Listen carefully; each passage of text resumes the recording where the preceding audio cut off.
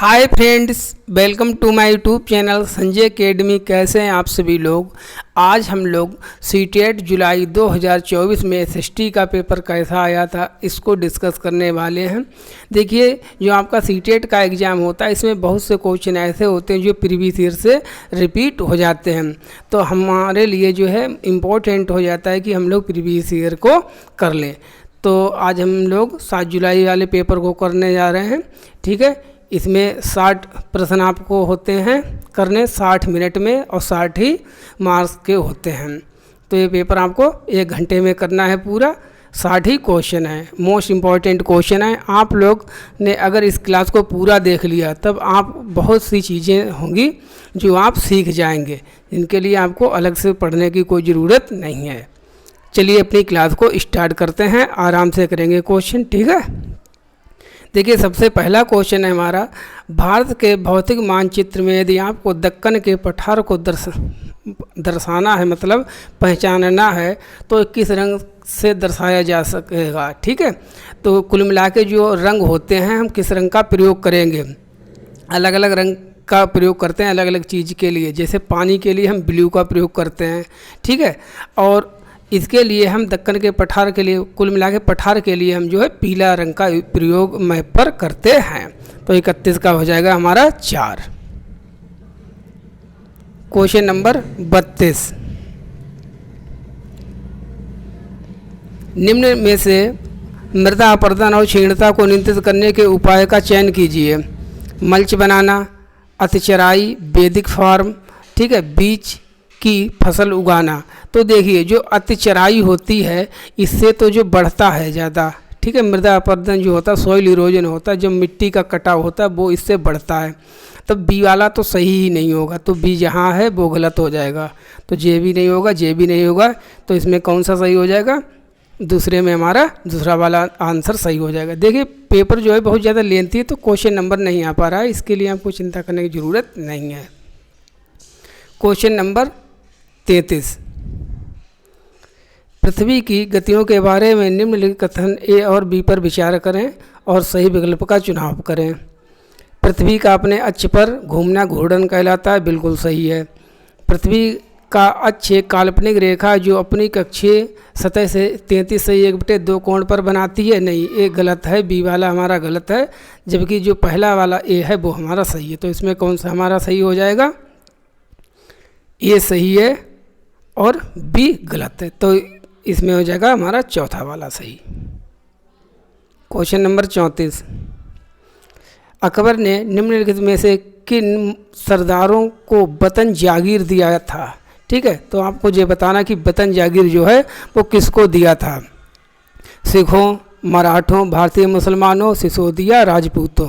तो जो अकबर था, अकबर ने वतन जागीर जो है वो सिसोदिया राजपूतों को दिया था। 35, ए और बी कथनों पर सर्वोच्चता के संदर्भ पर विचार कीजिए, सही उत्तर का चयन कीजिए। कंपनी ने दावा किया कि उसका अधिकार सर्वोच्च नहीं था। ठीक है, अपने हितों की रक्षा के लिए वे भारतीय रियासतों का अधिग्रहण करने या उनको अधिग्रहण की धमकी देने का अधिकार कंपनी के पास मानती थी। तो इसमें कौन सा हमारा सही हो जाएगा। देखिए इसमें जो हमारा पहला है ए जो है वो तो गलत है, लेकिन इसमें जो बी है वो सही है। कंपनी ने दावा किया था उसका सर्वोच्च अधिकार नहीं है, जबकि उसका सर्वोच्च अधिकार था, तब ये इसलिए गलत हो गया।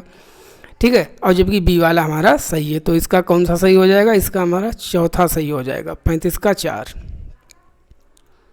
क्वेश्चन नंबर 36, बहुत लेंथी क्वेश्चन है, कोई बात नहीं, आराम से देखिए। देखिए इसमें हमको मैचिंग करानी है। ठीक है, इसमें कौन कौन सा हमारा सही होगा। तो भेदभाव, असमानता, रूढ़िवादिता, पूर्व धारणा, इनका मैच कीजिए कौन सा होगा। देखिए समान कार्य के लिए अलग वेतन देना। ठीक है, मेल के लिए अलग वेतन देना, फीमेल के लिए अलग वेतन देना, जबकि समान कार्य कर रहे हैं, तो ये हो गई हमारी असमानता।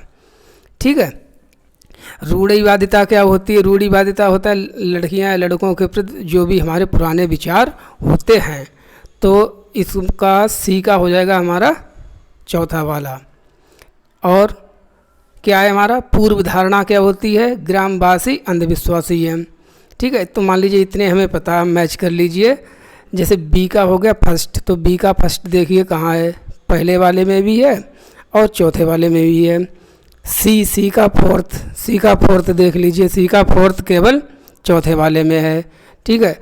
और डी का सेकंड भी इसमें होगा, तो इसमें हमारा चौथा वाला जो है आंसर वो बिल्कुल सही है। कौन सा क्वेश्चन नंबर था? ये 36 क्वेश्चन नंबर था। 37 पर देखते हैं।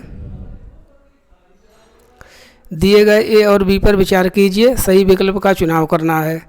जो स्थान ग्रीनविच के पश्चिम में है उनका समय ग्रीनविच से पीछे रहेगा, बिल्कुल सही बात है। भारत ग्रीनविच से पूरब में, इसलिए भारत का समय आगे है। पृथ्वी पूर्व से पश्चिम की ओर चक्कर लगाती है, नहीं, पृथ्वी पूर्व से पश्चिम की नहीं बल्कि पृथ्वी पश्चिम से पूर्व की ओर चक्कर लगाती है, इसलिए हमारा रीजन जो है वो गलत हो गया, ए हमारा सही है। तो 37 का कौन सा हो जाएगा? 37 का हो जाएगा हमारा 3। 38, एक बड़े आधार और पतली चोटी वाला जनसंख्या पिरामिड दर्शाता, ये ऐसा वाला पिरामिड है, ये बनते हैं, ये पिरामिड क्या दर्शाते हैं ये हमको बताना है। तो देखिए इसमें कौन कौन सा हमारा सही होगा। उच्च जन्म दर, हाँ सही है।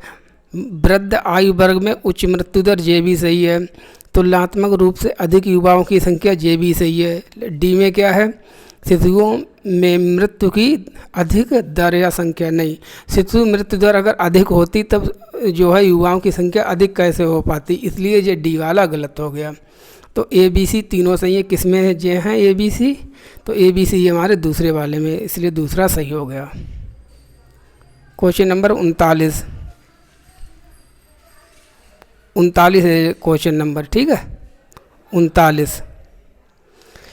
इन शैलों का हमें मिलान करना है। देखिए आ से अग्नि, ठीक है, आग से बनती है ये, वो चट्टान कौन सी होगी? जो बनती द्रवित मैग्मा, जो लिक्विड हमारा मैग्मा होता है जब विस्फोट होता है तब, तो अग्नि चट्टान द्रवित मैग्मा से बन गई, ठीक है। कायंत्रित शैल कब बनती है? उच्च ताप और दाब के कारण परिवर्तित हो जाती हैं। अवसादी क्या है? अवसादी कब बनती है? अवसादी बनती है जब हमारी जल और हवा आदि के द्वारा एक स्थान से दूसरे स्थान पर पहुंचकर जमा कर दिए जाते हैं। तब 39 का हमारा कौन सा इसमें आंसर सही हो जाएगा? 39 का, इसलिए हमारा दूसरा सही हो जाएगा। ए का सेकेंड, ठीक है, और बी का थर्ड और सी का पहला। क्वेश्चन नंबर 40 नंबर पर है जे, यहाँ लिख देते हैं क्वेश्चन नंबर, चलिए कोई बात नहीं, यहाँ पर लिख देते हैं क्वेश्चन नंबर 40, स्क्रीन पर आ नहीं रहा है। अमेजन बेसिन के बारे में निम्न में से कौन सा कथन सही है? सही बताने हैं। पूरे वर्ष यहाँ गर्म और नम जलवायु रहती है, सही। यहाँ लोग कर्तन व दहन मतलब स्लेश एंड बर्न एग्रीकल्चर, जो कि भारत में दक्षिण पूर्व में होती है, नॉर्थ ईस्ट इंडिया में होती है, ये भी सही है। यहाँ लोग मुख्यतः धान उगाते हैं, अच्छा। बेसिन में कई स्थानों तक पहुँचने के लिए हवाई जहाज़ों और हेलीकॉप्टरों का प्रयोग किया जाता है। यहाँ बहुत बहुत बड़े जंगल हैं, तो ये भी बात सही कि हवाई जहाज़ और हेलीकॉप्टरों का प्रयोग करते हैं। लेकिन यहाँ के लोगों की मुख्य फसल जो है वो धान नहीं है, ठीक है, अलग अलग फसलें करते हैं, धान नहीं करते हैं। तो हमारे ए बी डी ये तीनों सही है। कहाँ है ए बी डी? चौथा, तो 40 का चौथा हमारा इसमें सही हो जाएगा। क्वेश्चन नंबर 41, लद्दाख के बारे में निम्नलिखित कथनों पर विचार कीजिए और सही का चुनाव करें। लद्दाख से होकर बहुत सी नदियाँ बहती हैं, सही। अधिक ऊंचाई होने के कारण यहाँ की जलवायु अत्यधिक ठंडी है, हाँ ठंडी भी है, ठंड बहुत पड़ती है। हिमालय के वृष्ट छाया क्षेत्र में होने के बावजूद यहाँ उच्च वर्षा पाई जाती नहीं, यहाँ वर्षा बहुत ज़्यादा नहीं होती बल्कि वर्षा कम होती है, इसलिए ये तो गलत हो गया। यह क्षेत्र बर्फीली हवाओं व तेज जलाने वाले ताप का अनुभव कराता है, तो ये भी सही है। तो सी गलत है, सी जहाँ जहाँ है वो नहीं होगा। तो इसमें कौन कौन से हमारे सही हैं? ए बी डी। 41 का 4 हमारा हो जाएगा। 42, आरंभिक वर्षों में भारतीय राष्ट्रीय कांग्रेस ने अंग्रेजों के खिलाफ बहुत सारे मुद्दे उठाए, सही उत्तर का चुनाव करें। कांग्रेस का कहना था कि भारत में ब्रिटिश शासन के वजह से ही गरीबी और अकाल पड़ रहे हैं, बिल्कुल सही। इसने मांग की कि लगान कम किया जाए और तथा फौजी खर्चों में कटौती की जाए, सही। इसने सिंचाई के लिए अधिक अनुदान की मांग की, किसने? भारतीय राष्ट्रीय कांग्रेस ने, ये भी सही है। इसने मनोरंजन कर के खिलाफ आवाज़ उठाई, नहीं, मनोरंजन कर पर इसने कुछ भी बात नहीं कही थी, इसलिए हमारा फर्स्ट सेकंड थर्ड ये तीनों सही हो जाएंगे। तब कौन सा हो जाएगा? तीसरा। 42 का तीसरा सही है। बहुत सी चीज़ें आप लोग सीख जाएंगे। अब क्वेश्चन है हमारा धम्मा, ठीक है। निम्नलिखित कथनों, जस्ट 1 मिनट, क्वेश्चन पूरा विजुअल नहीं है, अब सही है। निम्नलिखित में से कौन सा कथन धम्म के विषय में सही है? बताइए। धम्म जो अशोक ने धर्म चलाया था उसके बारे में हमको बताना है कि कौन सा सही है।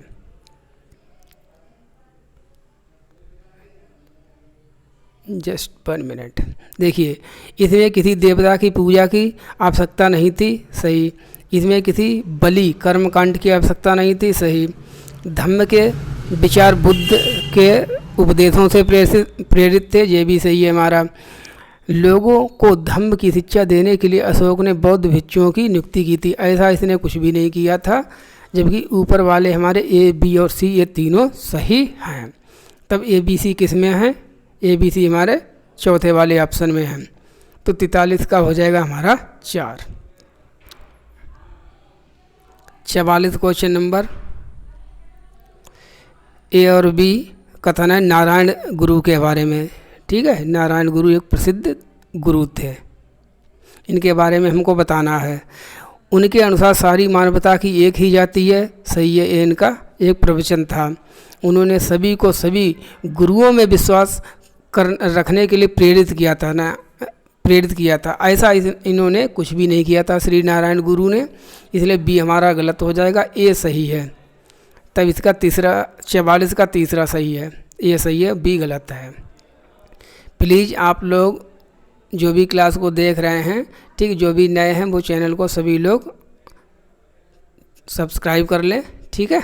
और क्लास को ज़्यादा से ज़्यादा शेयर कर दिया करें, ठीक है। चलिए क्वेश्चन नंबर 45 है हमारा। ये क्वेश्चन आ नहीं पा रहा, इसको ऐसे करना पड़ेगा।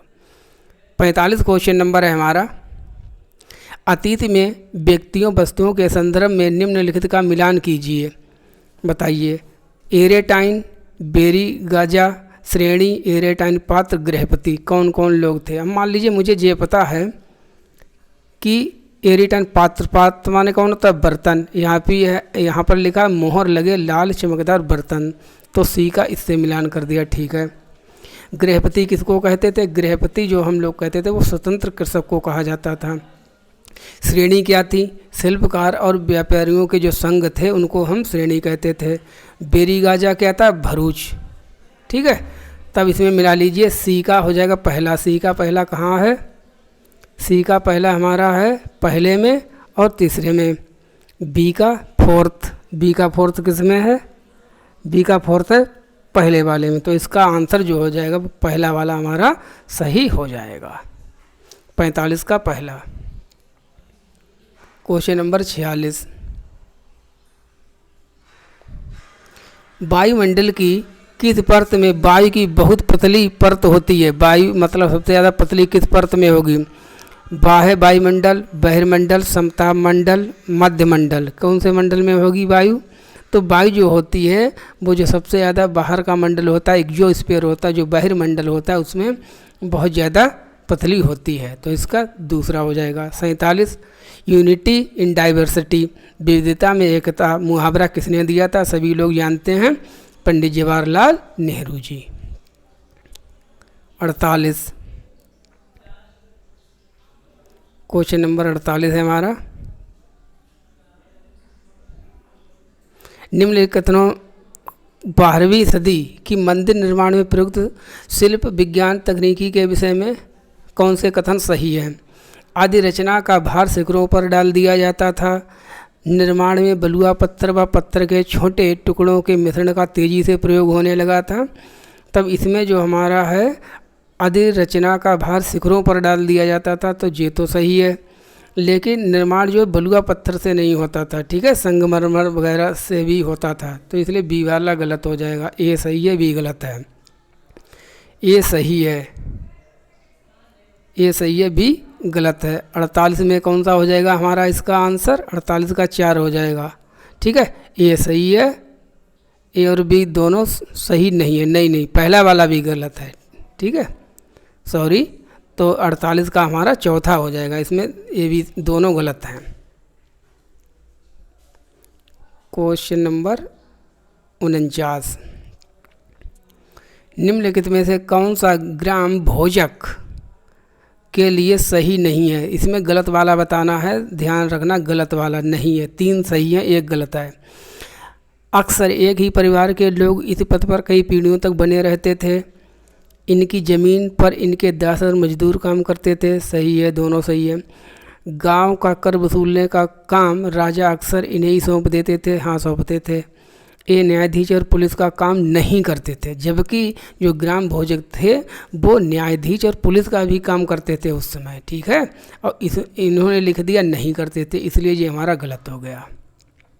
और जो गलत है वही सही है, क्योंकि हमको नहीं वाला बताना है जो इसमें सही नहीं है। तब इसका आंसर कौन सा हो जाए? इसका आंसर होगा 49 का 4। क्वेश्चन नंबर 50, इसमें भी हमको मैच करना है, मैचिंग करनी है। फसल है और आवश्यक जलवायु भी दशा है। ठीक है, रिक्वायर्ड क्लाइमेटिक कंडीशंस हैं। काफ़ी ठंडी और शुष्क जलवायु में उगाई जाती है। चाय गर्म जलवायु उच्च वर्षा में होती है। नहीं, जो काफ़ी होती है वो ठंडी जगह पर नहीं उगाई जाती, वो गर्म जगहों पर उगाई जाती, तो ये तो गलत हो गया। चाय गर्म जलवायु वाले नहीं, ये उल्टे हैं। चाय जो है ठंडी जलवायु होनी चाहिए और उच्च वर्षा होनी चाहिए, तो ठंडी जलवायु की जगह यहाँ पर गलत लिखा, इसलिए बी वाला भी गलत हो गया। दोनों गलत हैं ये, तो इसका 4 हो जाएगा, 50 का 4। क्वेश्चन नंबर 51, भूतपूर्व रियासत श्रेणी लागू थी ईस्ट वाली प्रिंसली स्टेट, इसके बारे में हमको बताना है। स्वतंत्रता के समय केवल 1947-1948 के आसपास ये थी रियासतें जिनका एकीकरण किसने किया था? सरदार वल्लभ भाई पटेल ने। 1947-1948 और 1956 के बीच जब उन्हें प्रशासनिक इकाइयों के रूप में मान्यता मिली। 1956 के बाद जब उन्हें प्रशासनिक इकाइयों के रूप में सुरक्षित नहीं रखा गया, किसी पर भी नहीं, क्योंकि भारत में ऐसी कोई श्रेणी विद्यमान नहीं थी। तो ये रियासतें कब थी? जब भारत आज़ाद हुआ 1947-1948, ठीक है, उस समय, और 1956 तक इनका एकीकरण किया गया था। किसके द्वारा किया गया था? सरदार वल्लभ भाई पटेल के द्वारा। तब 51 का दूसरा हमारा सही हो जाएगा। 52, 19वीं सदी के औपनिवेशिक भारत में लड़कियों को घर पर ही पढ़ाया जाता था। क्यों पढ़ाया जाता था? वे पढ़ाई के साथ साथ घरेलू काम भी कर सकें। ठीक है, लोग मानते थे कि सार्वजनिक स्थानों पर जाने से लड़कियां बिगड़ जाएंगी। क्या ऐसी मान्यता थी उस समय? बिल्कुल थी। लोग अपने संबंधी मित्रों से उनकी शिक्षा के तथ्य छुपाना चाहते थे, मतलब लड़की के बारे में, पढ़ाई लिखाई के बारे में क्या बताना नहीं चाहते थे, तो ये तो गलत है। जबकि हमारे ए बी दोनों सही है, तो इसमें कौन सा सही हो जाएगा? पहला, 52 का पहला।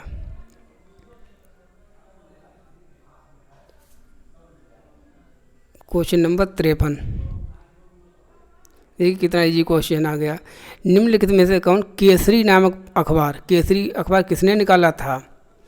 ज्योतिबा फूले, महात्मा गांधी, बाल गंगाधर तिलक, लाला लाजपत राय। ये सभी को ही पता है। तो जो केसरी नामक अखबार था वो लिखा था बाल गंगाधर तिलक ने, जिसने इन्होंने कहा था स्वतंत्रता मेरा जन्मसिद्ध अधिकार है। क्वेश्चन नंबर 54, देखिए क्या है, इनमें मैचिंग करनी है। देखिए जलमंडल, जल का है मंडल जिसको हम कहते हैं हाइड्रोस्फीयर, इसमें पानी की बात करते हैं। तब जल के विभिन्न स्रोत। वायुमंडल, वायु की बात करेंगे, वायु की पतली परत। जैवमंडल जिसमें जीवन है, जहाँ हम लोग रहते हैं, पादप एवं जीव जंतु। स्थलमंडल चट्टानों और खनिजों से बना हुआ। तब इसमें कौन? जलमंडल, मतलब बी का थर्ड। बी का थर्ड कहाँ है? बी का थर्ड दूसरे में है। ठीक है, ए का सेकेंड, ए का सेकेंड स्थलमंडल। ठीक है, सी का फोर्थ, सी का फोर्थ भी है, तो इसलिए हमारा इसमें डी का पहला है, तो इसमें 54 में हमारा दूसरा सही है। क्वेश्चन नंबर 55, ए और बी दो कथन दिए गए हैं। 19वीं सदी में चमड़े का काम करने वालों के संदर्भ में। पहले विश्व युद्ध के दौरान सेना के लिए जूतों की ज़बरदस्त मांग पैदा हो गई थी। हाँ, सही है। सामान्य जातियों के गरीब लोगों ने इस अवसर को देखा और सेना हेतु जूते आपूर्ति के लिए तैयार हो गए थे। देखिए, सामान्य जाति के जो लोग थे वो उसमें जूते का काम नहीं करते थे। ठीक है, तो बी तो गलत हो गया, लेकिन ए वाला हमारा सही है, जो हमारा विश्व युद्ध चल रहा था उसके कारण चमड़े वाले जूतों की बहुत मांग थी। तो 55 का ए सही है, 55 ए सही है, बी गलत है। तो ए सही, बी गलत, ए सही है, बी गलत, तो हो जाएगा तीसरा। Question number 6। बहुत से ऐसे क्वेश्चन होंगे जो आपके लिए एग्जाम में रिपीट हो जाते हैं। ठीक है, देखिए क्वेश्चन है हमारा 56। मुगल राजस्व व्यवस्था जिसमें हर फसल के लिए अलग राजस्व दर की अलग सूची बनाई गई थी, उसे कहते हैं जागीर, जब्त, जात, इक्ता। इसको क्या कहते थे मुगल राजस्व व्यवस्था में? इसको मुगल राजस्व व्यवस्था में हम जब्त कहते थे। क्या कहते थे? जब्त कहते थे। क्वेश्चन नंबर 57, देखिए कितना अच्छा क्वेश्चन है।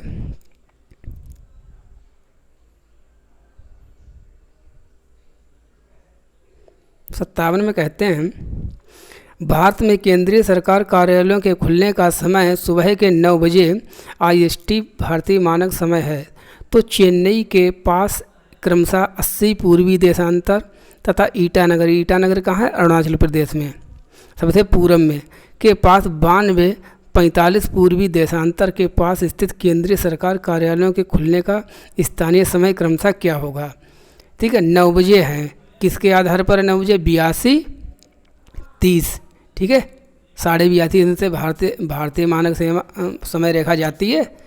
इलाहाबाद के नैनी से होकर उससे ही भारत में घड़ियाँ बनाई जाती हैं।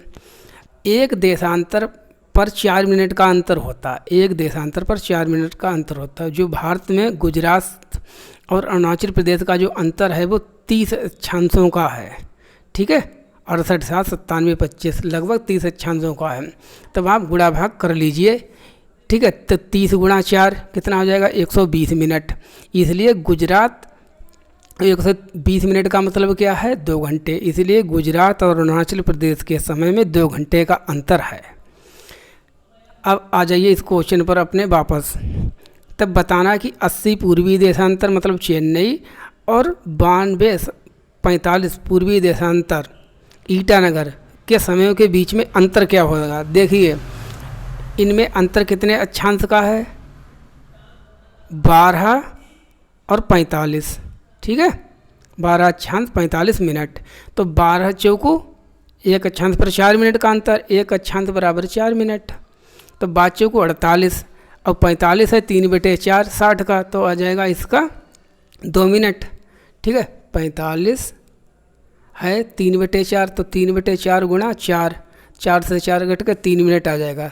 कुल मिला के 48 और 3 51 मिनट का अंतर आएगा इन दोनों समय अंतरालों में। तो किस में है 51 मिनट का अंतर? पहले में, दूसरे में, तीसरे में, चौथे में। तो देखिए सामने आराम से स्पष्ट है, तीसरे वाले में 51 मिनट का अंतर है। 8:50 और 9:41, 10 मिनट इधर से, 41 और 10 51। ठीक है, तो 57 का 3। 58, सरकार ने ऐसे कानून पारित किए हैं जिसने उन संगठनों में बालवाड़ी क्रेच सुविधा अनिवार्य किया है जहां महिला कर्मचारियों की संख्या कितने से अधिक है? फैक्चुअल क्वेश्चन है। 10 15 25 30। तो इसका जो आंसर हो जाएगा वो चौथा है। ठीक है, क्वेश्चन नंबर 59। पृथ्वी की वे शैलें हैं जो पृथ्वी के निर्माण से 30 करोड़ वर्ष पश्चात बनी थीं, वो कहाँ हैं? विश्व की नवीनतम शैलें मानी जाती हैं। पश्चिमी ऑस्ट्रेलिया में स्थित हैं, पूर्वी यूरोप में स्थित हैं, हिमालय क्षेत्र में स्थित हैं। तो वे शैलें, वो शैल रॉक्स जिनका निर्माण पृथ्वी के निर्माण से 30 करोड़ वर्ष बाद में हुआ है, वो हमारी ऑस्ट्रेलिया जो है, ये ऑस्ट्रेलिया है। ऑस्ट्रेलिया के पश्चिम में जो है ये शैलें पाई जाती हैं। तो 59 का दूसरा हो जाएगा। 60 वाला है हमारा, इतिहास की गूढ़ लिपि जिसको हम कहते हैं डिसाइफरिंग। ठीक है, गूढ़ लिपि का अर्थ निकालने लिखने में पूरा तत्वविद एक महत्वपूर्ण भूमिका निभाते हैं। निम्नलिखित में से उनके काम की प्रकृति के बारे में कौन सा सही नहीं है? सही नहीं है, सर्किल कर लीजिए नहीं वाले को।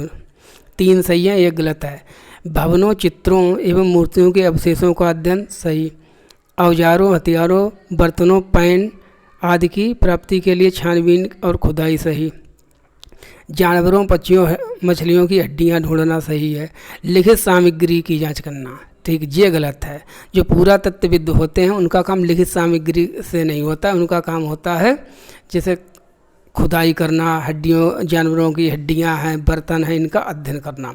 इसलिए चौथा गलत है, और जो गलत है वो ही सही है, क्योंकि हमको नहीं वाला आंसर बताना, नकारात्मक क्वेश्चन है, तो इसमें हमारा चौथा सही हो जाएगा। तो 60 का कौन सा हो जाएगा? 60 का 4। 61 सामाजिक विज्ञान में परियोजना पद्धति में शामिल है। क्या शामिल है परियोजना पद्धति में? गतिविधि, प्रयोग, चर्चा, वर्णन। देखिए, गतिविधि भी शामिल है, प्रयोग भी शामिल है, चर्चा भी शामिल है, प्रयोग भी शामिल है, लेकिन वर्णन ये शामिल नहीं है, ठीक है, नेरेशन शामिल नहीं किया गया है। तो ABC, इसमें ABC कौन सा हो जाएगा हमारा? पहला वाला, 61 का पहला सही है। 62 क्वेश्चन नंबर 62, नैदानिक मूल्यांकन, जिसको हम डायग्नोस्टिक टेस्ट भी कहते हैं, क्यों किया जाता है? इसका प्रयोजन क्या है? इसका उद्देश्य क्या है? इसका उद्देश्य होता है जानकारी इकट्ठी करना, विद्यार्थियों के लक्षण के बारे में सूचना प्राप्त करना सही है, विद्यार्थियों के पूर्व ज्ञान के बारे में जानना सही, विद्यार्थियों की श्रेणी में वर्गीकृत करना। आपको विद्यार्थियों को कभी भी वर्गीकृत नहीं करना, कभी भी अलग नहीं करना, तो ये तो गलत हो गया। विद्यार्थियों को आंकना, हाँ आंकना भी एक इसका उद्देश्य है कहीं ना कहीं, लेकिन वर्गीकृत करना जो है इसका उद्देश्य नहीं है। तो इसका कौन सा हो जाएगा? अच्छा, विद्यार्थियों को आंकना, नैदानिक मूल्यांकन। अच्छा हाँ, इससे तो समस्या का पता लगाया जाता है ना, तो आकलन वाला नहीं, असेसमेंट नहीं करते हैं। तो ये भी इसमें दोनों सही हैं, तो इसलिए 62 का चौथा हमारा हो जाएगा। क्वेश्चन नंबर 63, सामाजिक विज्ञान की शिक्षिका बच्चों को अपनी कक्षा के लिए नियम बनाने को कहती है और ये नियम एक चार्ट पेपर पर लिखे जाते हैं। सभी बच्चे इन नियमों के पालन की सहमति देते हैं। यह चार्ट कक्षा में चिपका दिया जाता है ताकि छात्र इसे संदर्भ के तौर पर प्रयोग में ला सकें। इस गतिविधि को निम्न में से किस संप्रत्यय को पढ़ाने हेतु प्रारंभिक गतिविधि के रूप में प्रयोग में लाया जा सकता है? विविधता, हाशियाकरण, प्रजातंत्र, बाजार। तो इस पद्धति का प्रयोग जो है लोकतंत्र, डेमोक्रेसी को पढ़ाने के लिए इसका प्रयोग किया जा सकता है। इसलिए 63 का 3। 64 देखिए कितना बड़ा क्वेश्चन है, कोई बात नहीं, 64 है, ये नंबर लिख लेते हैं। 64 सामाजिक विज्ञान की प्रकृति के संबंध में कथन और तर्क दिए गए हैं, इन पर हमको विचार करना है। अभिकथन है, सामाजिक विज्ञान ने तथ्यों से वस्तुगत एवं क्रमबद्ध मार्ग से निपटने हेतु अपनी स्वयं की विशिष्ट विधियाँ विकसित की हैं। ठीक है, आर क्या है हमारा? तर्क क्या है? प्रकृति विज्ञान से भिन्न सामाजिक विज्ञान में लोकप्रिय भावनाओं के दबाव से तथ्यों के अवलोकन तथा विश्लेषण को पृथक करना कठिन है। इसका पहला आंसर होगा, ये दोनों कथन बिल्कुल सही है, और ऊपर की चर्चा नीचे भी जब की जाए तब वो इसको एक्सप्लेन भी करता है। तो 64 का हमारा पहला सही हो जाएगा। देखिए हमने प्लेलिस्ट बना दी है, आप सभी लोग जाके प्रीवियस ईयर जो क्वेश्चन पेपर हैं उनको देख सकते हैं। ठीक है, सभी का जो सलूशन है वो आपको मिल जाएगा। तो 64 का हमारा पहला इसमें सही हो जाएगा। क्वेश्चन नंबर 65, एक स्टार वाला क्वेश्चन था। 65 स्टार कीजिए, बताएंगे क्यों। लोकतंत्र को दर्शाने हेतु निम्नलिखित में से किसका प्रयोग किया जा सकता है? लोग समान और स्वतंत्र हैं, लोग धनी और समृद्ध होते हैं, लोग संघर्ष को दूसरों की तुलना में बेहतर तरीके से सुलझाते हैं, सरकार अधिक जवाबदेह और तर्कसंगत है।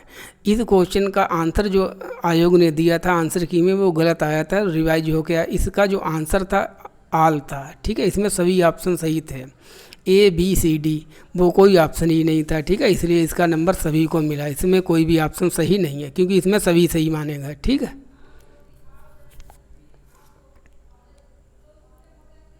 क्वेश्चन नंबर 66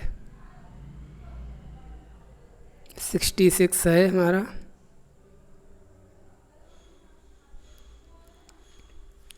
क्वेश्चन नंबर है, निम्नलिखित में से कौन से प्रश्न संज्ञानात्मक प्रक्रिया के विश्लेषणात्मक पक्ष को आंकते हैं। मतलब ऐसे कौन कौन से क्वेश्चन जिसमें हमको विश्लेषण करने की आवश्यकता पड़ेगी। वे राष्ट्रीय पाठचर्या उद्देश्य क्या है जिनको धरोहर संबंधी परियोजनाओं के द्वारा संपादित उपार्जित किया जा सकता है, जिसमें दिमाग लगाने की हमें आवश्यकता सीधी सी बात यह है। इतिहास की विधियाँ, ए विज्ञान, बी कला एवं प्रबंधन अध्ययनों के शोध में कैसे सहायता करते हैं। अच्छा, विविध भारतीय कार्यक्रम को कितनी क्षेत्रीय भाषाओं एवं स्थानीय बोलियों में प्रसारित किया गया था। तो इसमें से सीधा फैक्चुअल क्वेश्चन है, आंसर बता देना है। आपके द्वारा देखे गए 2 धारावाहिक को पर समीक्षा लिखिए। हाँ, इसमें भी हमको दिमाग लगाना होगा। भरूड़ क्या है, किस क्षेत्र राज्य में है, इसमें सीधे से हमको बता देना है कि भरूच जो है वो कहाँ पड़ता है। भरूच जो है गुजरात में पड़ता है, तो इसमें कोई हमें अधिक दिमाग लगाने की ज़रूरत नहीं है। तो इसमें सही कौन कौन सा होगा देखिए, तो इसमें कौन सा नहीं होगा, ई वाला नहीं होगा और सी वाला नहीं होगा। तो सी और ई जहाँ पर भी हैं वो गलत हैं, तो जे भी नहीं होगा, जे भी नहीं होगा, जे भी नहीं होगा, तो इसमें तीसरा हमारा सही हो जाएगा, ठीक है। इसमें हमको विश्लेषणात्मक ज्ञान बच्चे को हम जांच सकते हैं। तो 66 का हमारा हो जाएगा 66 का आंसर नंबर 3।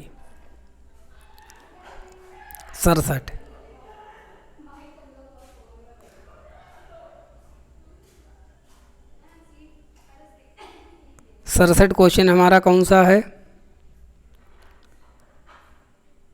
निम्न में से कौन से विकल्प निष्पक्ष सुनवाई के मूलभूत तत्व हैं। मुकदमा जनता के सामने खुली अदालत में चलाया जाता है। आरोप पत्र और अभियोजन पक्ष द्वारा पेश किए गए सभी साक्ष्यों की प्रति आरोपी को दी जाती है, सही है। बचाव पक्ष के वकील को अभियोजन पक्ष की ओर से पेश किए गए सारे गवाहों से जिरह करने का मौका नहीं दिया जाता है, जबकि मौका दिया जाता है। ये गलत हो गया इसीलिए। डी, न्यायाधीश अदालत के सामने वकीलों द्वारा पेश किए कथनों के आधार पर फैसला लेते हैं, मतलब फैसला करते हैं। तब इसका हमारा कौन सा हो जाएगा, इसमें सी तो गलत हो गया, जबकि गवाह को मौका दिया जाता है, तो इसलिए ये तो गलत हो गया। सी वाला तो होगा ही नहीं, तो सी जहाँ भी है वो होगा नहीं, तो इसमें भी सी है, इसमें भी सी है, इसमें भी, तो इसका इसलिए 67 का हमारा तीसरा वाला सही हो गया। 67 का तीसरा हमारा आंसर इसमें सही है, ठीक है। 68 क्वेश्चन नंबर, राष्ट्रीय चिकित्सा आयोग की चिकित्साचार संहिता में कहा गया है प्रत्येक चिकित्सक जहाँ तक संभव हो उन दवाओं को निर्धारित करना चाहिए जो कहलाती हैं आनुवांशिक दवाइयाँ, वैश्विक ब्रांड, जेनेरिक दवाइयाँ, प्राचीन उपचार। देखिए जो जेनेरिक दवाइयाँ हैं इसको जेनेरिक दवाइयाँ कहते हैं, जो national code of medical ethics इसमें लिखा गया। जो जेनेरिक दवाइयों को डॉक्टरों को लिखना चाहिए क्योंकि ये दवाइयाँ सस्ती मिल जाती हैं और फ़ायदा भी उतना ही करती हैं, ठीक है। तो 68 का इसलिए हमारा हो जाएगा तीसरा, जेनेरिक दवाइयाँ। 69 में हमारा क्या है, क्वेश्चन नंबर 69 ए पर विचार कीजिए, सही विकल्प चुनिए। प्राकृतिक विज्ञान सामाजिक विज्ञान से श्रेष्ठ है और ये होनहार विद्यार्थियों का क्षेत्र है।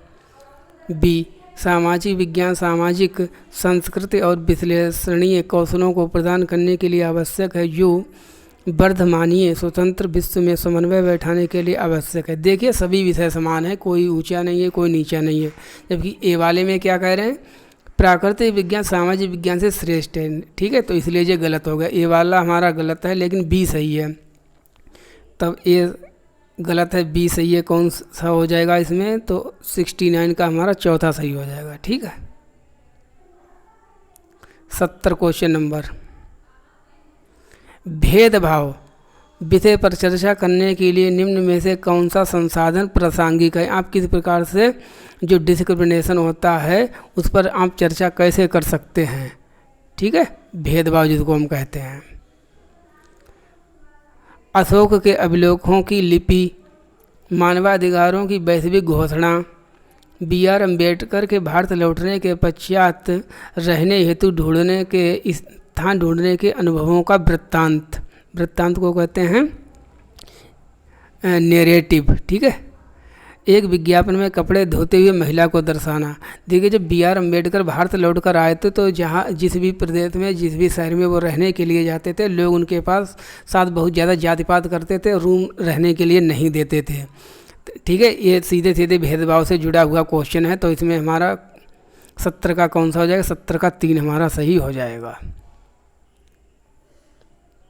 71 में क्या है?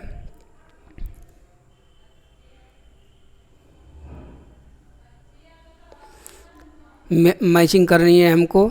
चर्चा, अवलोकन, नियामक, सरोकार, स्पष्टीकरण, ठीक है। इधर ये चार चीज़, चर्चा इसमें कौन सा हो जाएगा? चर्चा मतलब सुनना, राय व्यक्त करना, दूसरों का से पता लगाना, तो चर्चा हो जाएगी चौथी से। अवलोकन, अवलोकन का मतलब होता है देखना, ठीक है। तो ए का हो जाएगा चौथा, ए का चौथा इसमें कौन से में बन रहा है? ए का चौथा तो इसमें 3 ऑप्शन में बन रहा है, तो इसमें कौन सा हो सकता है? अच्छा ठीक, अवलोकन में क्या है? अवलोकन में हम देखते हैं, रिपोर्टिंग करते हैं, वर्णन करते हैं, चित्र पठन और आरेखन करते हैं, तो बी का हो जाएगा 3rd हमारा, ठीक है। नियामक, सरोकार, सरोकार का मतलब रखना, तो भिन्न क्षमता के प्रति संवेदनशीलता, पर्यावरण के प्रति चिंता प्रदर्शित करना, पर्यावरण सरोकार जिसे भी कहते हैं, तो सी का फर्स्ट हो जाएगा। अब देख लीजिए, ए का चौथा पहले में है, बी का तीसरा, ठीक है, ये भी पहले में, सी का पहला और डी का दूसरा, इसलिए 71 का हमारा पहला सही है। क्वेश्चन नंबर 72, लता सुबह 5 बजे चाय बेचती है, इसके बाद वह बहुत दूर कुएं से पानी ढोकर लाती है, घर पहुंचने के बाद वह खाना बनाती है, कपड़े धोती है, घर की सफाई करती है, झाड़ू पोंछा करती है, उसके पश्चात वह अपनी चाय की दुकान के लिए सामान खरीद कर लाती है। इन सब कार्यों को कहा जाता है, मतलब स्त्रियों के संघर्ष के बारे में बात की गई। इसको क्या कहा जाता है? देखभाल कार्य, दोहरा बोझ, गृह कार्य, भुगतान कार्य। एक तो देखिए वो अपनी दुकान चलाती है, साथ ही साथ घर के सभी काम भी करती है, इसीलिए इसको कहा जाता है डबल बर्टन, दोहरा काम, ठीक है। तो दोहरा बोझ उनके ऊपर, बेचारे के ऊपर पड़ता है। किसके ऊपर? लता के ऊपर। ये जो प्रत्येक भारतीय नारी की कहानी है लगभग, ठीक है।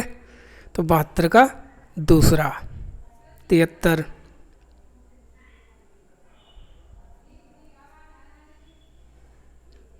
हमारा सामाजिक विज्ञान के मूल्यांकन रूपरेखा के निर्माण पक्ष में भागीदारी महत्वपूर्ण मानी जाती है।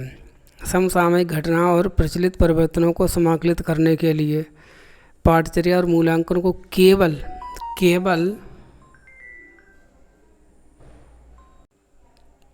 तब इसमें सी वाला क्या है? केवल शिक्षकों को संसाधन के रूप में इस्तेमाल कर समय, श्रम और धन की बचत करने के लिए केवल है, इसलिए ये भी गलत।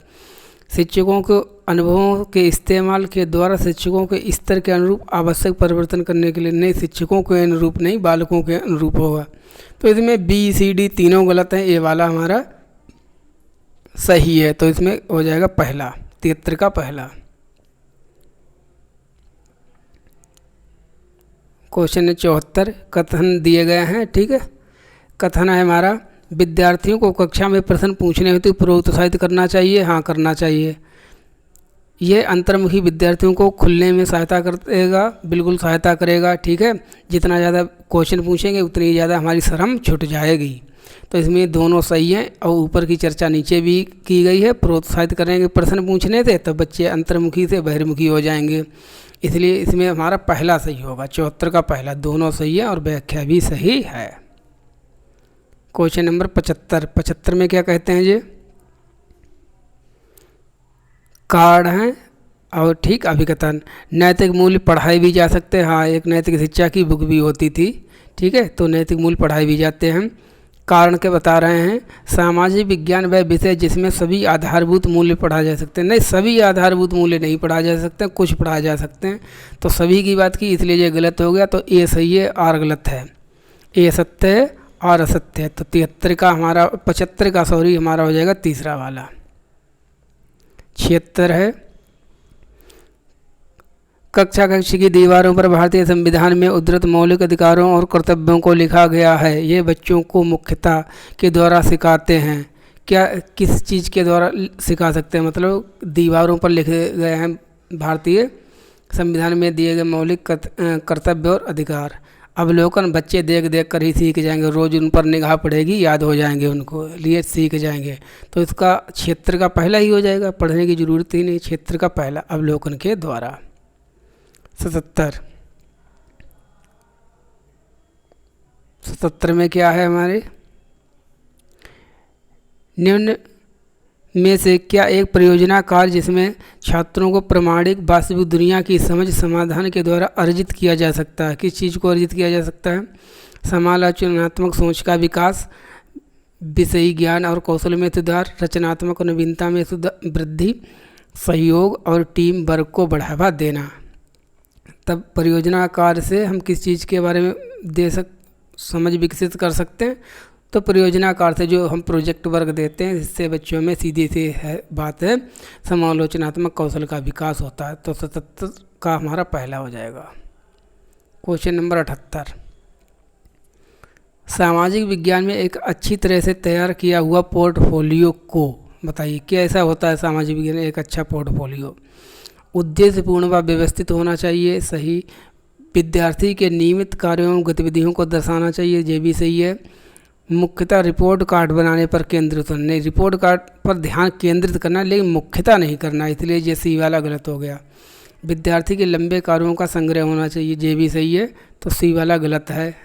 हमारा कौन सा सही हो जाएगा? A B D, A B D. तो 78 का 4, ए बी डी, ठीक है। 79 में है, आप अपने क्षेत्र में भूकंप पीड़ित व्यक्तियों की वास्तविक व सही स्थिति के बारे में जानकारी एकत्रित करने के लिए किस विधि का प्रयोग करेंगे? आपके क्षेत्र में मान लीजिए भूकंप आ गया, तो आप उसके लिए कितना आया, किस प्रकार से नुकसान हुआ, क्या क्या चीज़ें हुई, इसके बारे में क्या करेंगे? आपको क्या करना चाहिए? खोजबीन, पूछताछ विधि, परियोजना विधि, सर्वेक्षण विधि, समस्या समाधान विधि। तो इसमें जो है सबसे बेस्ट जो है वो है सर्वेक्षण विधि। देखा होगा आपने, जहाँ कहीं भी ये चीज़ें प्राकृतिक घटनाएं होती हैं, नेचुरल डिजास्टर वगैरह होती, तो वहाँ पर सर्वे किया जाता है, ठीक है। तो इसके लिए सबसे जो बेस्ट है वो है सर्वे मेथड, सर्वेक्षण विधि। 80, निम्न में से कौन सी मूल्यांकन विधि सबसे ज़्यादा उपयुक्त होगी जबकि छोटे छोटे समूहों में काम कर रहे हों, ठीक है, और छात्रों का अलग अलग मूल्यांकन करना हो? मूल्यांकन की विधि हमको बतानी है, तो इसमें कौन सा होगा? रूब्रिक्स, बहुकल्पीय प्रश्न, मौखिक प्रस्तुतिकरण, पोर्टफोलियो। तो इसमें कौन सा हमारा आंसर होना चाहिए? तो देखिए, जो ये मूल्यांकन करने के लिए जो बेस्ट विधि है, इसका भी आंसर जो था आयोग के द्वारा स्टार करके आया था। इसमें जो है ए और बी इन दोनों को सही मान लिया गया था। तो इसका पहला हो जाएगा रूब्रिक्स और बहुविकल्पीय प्रश्न। 81 बस होने ही वाला है सेट। भारतीय संविधान के अनुसार इस प्रकार का आरक्षण समानता के अधिकार का उल्लंघन नहीं करता है। 3 उल्लंघन करेंगे, 1 नहीं करेगा। कौन सा नहीं करता है? समान अवसर सुनिश्चित करने के लिए किसी के साथ विशेष व्यवहार अपनाना, सही है। जिन राज्यों से प्रतिनिधि या मंत्री चुनकर आते हैं उन राज्यों के लोगों को नौकरियां देना। अच्छा, भाई भतीजावाद के आधार पर रोजगार सुनिश्चित करना, ठीक। राजनेताओं के सगे संबंधियों को नौकरियां देना। तो देखिए, ये तो 3 तो ऐसे ही गलत हो गए, ठीक है। कौन सा सही नहीं है? आरक्षण समानता के अधिकार का उल्लंघन नहीं है, पहला नहीं है, ठीक है, पहला सही है, इसलिए ये हमारा सही होगा। और ये दूसरा, तीसरा, चौथा ये तो कैसे थे? ये गलत थे। तो अब 81 का हमारा कौन सा हो जाएगा? 81 का पहला हमारा सही है। 82,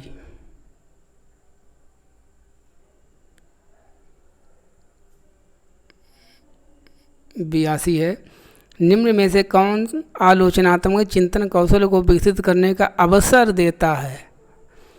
शाहजहानाबाद में मुगल शहर तैयार करने में यमुना ने क्या भूमिका निभाई? प्रेस वार्ता का क्या प्रयोजन है? सरकार क्या कर रही है? इस पर सूचना करने में प्रेस वार्ता कैसे किस प्रकार आपकी सहायता करती है? ठीक है। निर्दर्शी उदाहरणों के साथ बाजारों में अंतर कीजिए। एक लोक सेवक के लिए आवश्यक है कि वह राजनीतिक रूप से तटस्थ हो। व्याख्या करें। ठीक है। जल की उपलब्धता बस्ती प्रतिरूप को प्रभावित करने का मुख्य कारक है। चर्चा करें। देखिए, चर्चा करने वाले, व्याख्या करने वाले ये सही होते हैं हमारे। ठीक है। इसमें हमें अपना दिमाग लगाना होता है, बच्चे का आलोचनात्मक चिंतन विकसित होता है। तो इसमें कौन सा हो जाएगा हमारा? तो सी वाला तो होगा नहीं। अब सी वाला नहीं होगा क्योंकि इसमें तो सीधे सीधे फैक्चुअल क्वेश्चन है, अंतर बताना है। तो इसलिए 82 का ABDE किस में है? तीसरे वाले में। तो 82 का 3 सही होगा।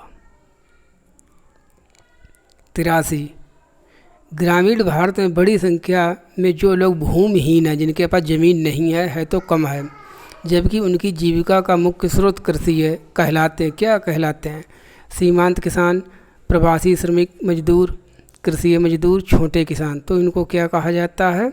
इनके पास ज़मीन कम है, ठीक है, या बिल्कुल भी नहीं है, उनको हम कृषि मजदूर कहते हैं और प्रवासी श्रमिक मजदूर कहते हैं, जो बाहर काम करने के लिए जाते हैं। तो इसका BC सही होगा। BC किस में? दूसरे वाले में। तो 83 का दूसरा।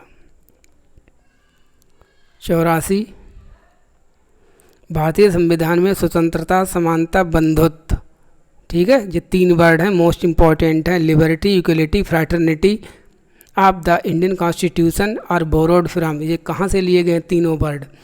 अमेरिकन क्रांति से, रूसी क्रांति से, फ्रांसीसी क्रांति से, मैग्ना कार्टा से। तो देखिए, जो तीनों वर्ड हैं, स्वतंत्रता, समानता, बंधुत्व, ये तीनों जो वर्ड हैं फ्रांसीसी क्रांति से लिए गए हैं, फ्रेंच रिवॉल्यूशन से। तो 84 का दूसरा। 85 में क्या है? निम्नलिखित में से कौन सी स्थिति किसी विद्यालय में लिंग तटस्थ, जिससे लिंग को ना जोड़ा गया हो, उसका उदाहरण आपको बताना है। लड़कियों के एक समूह रंगोली बनाना। लड़कियां अक्सर रंगोली ही बनाती हैं, मान लीजिए, ठीक है। तो ये क्या, इससे इन्होंने लिंग जोड़ दिया, तो ये तो गलत है। लड़कों के एक समूह द्वारा वार्षिकोत्सव में मदद करना। लड़कों के द्वारा, हाँ ठीक है, तो सही है। लड़कियों के एक समूह द्वारा नृत्य प्रतियोगिता की। आप लड़कियों को नृत्य से ही जोड़ रहे हैं कि लड़कियाँ डांस करेंगी, तो ये गलत है। ठीक है। लड़कियों के द्वारा समूह रंगोली बना, ये भी गलत है। डी क्या है? लड़कों के समूह द्वारा अतिथियों के जलपान की व्यवस्था करना। वैसे जलपान मतलब खाना पीना बनाने की, नाश्ता तैयार करने का किसको समझा जाता है? लड़कियों को, लेकिन यहाँ लड़के कर रहे हैं, तो इसमें लिंग से नहीं जोड़ा गया है। तो इसमें कौन से सही हो जाएंगे हमारे? ए सही हो जाएगा और डी सही हो जाएगा। तो AD देख लीजिए, है किसी में? नहीं, AD नहीं, BD सही। ये तो गलत है। लड़कों के समूह द्वारा वार्षिक में मदद करना और लड़कों के समूह द्वारा अतिथियों के लिए जलपान की व्यवस्था करना। तो BD है, वो बिल्कुल लिंग तटस्थ है। तो 85 का 4 है। 86 में क्या है? भारत के किस क्षेत्र में आदिवासी जनजातियों की सघनता, मतलब सबसे ज़्यादा भारत में जो आदिवासी हैं किस क्षेत्र में रहते हैं? उत्तर भारत में, दक्षिण भारत में, पूर्वी भारत में, पश्चिम भारत में। तो जो आदिवासी भाई बहन हमारे लोग हैं वो सबसे ज़्यादा नॉर्थ ईस्ट इंडिया में रहते हैं, जैसे अरुणाचल प्रदेश है, ठीक है, असम है, मेघालय है, त्रिपुरा है, नागालैंड है, यहाँ सभी ये जनजातियाँ ही भरी हुई हैं। क्वेश्चन नंबर 87 में क्या है? कथनों पर विचार कीजिए, सही विकल्प का चयन करें। कथन: ग्रामीण क्षेत्रों में गैर कृषि गतिविधियों में निवेश ग्रामीण शहरी पलायन को कम कर सकता है। मतलब जो नॉन कल्चरल जो हमारी एक्टिविटीज़ होती हैं, अगर इनमें हम ज़्यादा से ज़्यादा इन्वेस्टमेंट करेंगे, जिसमें कुटीर उद्योग हैं, तब लोग शहर में कम काम करने आएंगे, पलायन कम होगा। हाँ, कम होगा, सही है। कथन: एक विशिष्ट मौसम के दौरान पलायन में वृद्धि होती है जब ग्रामीण क्षेत्रों में कोई कृषि गतिविधि नहीं होती है। जैसे मान लीजिए चौमास का महीना होता है, ठीक है, जब गांव में कोई काम नहीं होता तभी ये लोग बाहर काम करने के लिए चले जाते हैं। तो दोनों सही हैं, व्याख्यान भी कर रहे हैं, ठीक है। ऊपर की बात नीचे कही गई है, पलायन ऊपर भी है नीचे भी है, इसलिए व्याख्या भी करेगा। क्योंकि दोनों सही है, तो इसका आंसर हो जाएगा पहला, 87 का पहला। 88 में क्या है? विविधता विषय पर कार्य करने हेतु एक अध्यापिका अपने कक्षा के 30 विद्यार्थियों को छोटे छोटे समूह में बांटना चाह रही है। निम्नलिखित में समूह निर्माण का कौन सा तरीका सबसे उचित होगा? किस प्रकार से उसको समूह बनाने चाहिए? जैसे जिसकी क्लासरूम है तो उसको किस प्रकार से समूह बनाने चाहिए बच्चों के? विद्यार्थियों की सुविधा अनुसार आगे से पीछे बैठने के क्रम में इसमें आप बंटवारा कर रहे हैं तो ये गलत है। विद्यार्थियों के पिछली कक्षा में अंकों के घटते क्रम में नहीं, इससे आधार पर भी नहीं करेंगे। विषम यादृच्छिक समूह जो खेल पर आधारित हो, तो इसलिए जो 88 है, 88 का हमारा कौन सा? चौथा। ठीक है, हेट्रोजीनियस ग्रुप आपको हमेशा बनाने हैं, लड़के या लड़की दोनों को मिक्स करके, ये सबसे ज़्यादा सही होता है। और चाहे कम पढ़ने वाला हो चाहे ज़्यादा पढ़ने वाला, सभी को मिला के तो हेट्रोजीनियस ग्रुप सही होते हैं। तो 88 का चौथा सही हो जाएगा।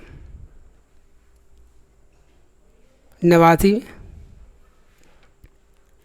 सामाजिक विज्ञान पाठचर्या में अनेकत्व की संकल्पना को निम्नलिखित में से कौन सा कथन सटीकता से दर्शाता है? सही विकल्प का चयन करें। अनेकत्व का मतलब है which one of the following accurately reflect कौन से? प्लूरिटी। ठीक है, जिसको हम प्लूरिटी कहते हैं, अनेकत्व। एकल विचारधारा की प्रमुखता, अनेक प्रक्षेपों और विविध दृष्टिकोणों को सम्मिलित करना, सामाजिक विज्ञान से कुछ प्रक्षेपों का निष्कासन, सामाजिक विज्ञान पाठचर्या सामग्री में कठिन भाषा का उपयोग। देखो, अनेकत्व मतलब अनेक प्रक्षेपों दृष्टिकोणों को समाहित कर लेना अपने आप में, तो सीधी सी बात है, अनेकत्व का संबंध किससे? दूसरे से। तो 89 का दूसरा हमारा सही होगा। लास्ट क्वेश्चन है 90 हमारा। चलिए देखते हैं लास्ट क्वेश्चन। देखिए इस क्वेश्चन में क्या कहा गया है? संविधान एक क्षेत्र में रहने वाले लोगों के बीच नागरिक नामक संबंध निर्धारित करता और यह को भी निर्धारित करता है।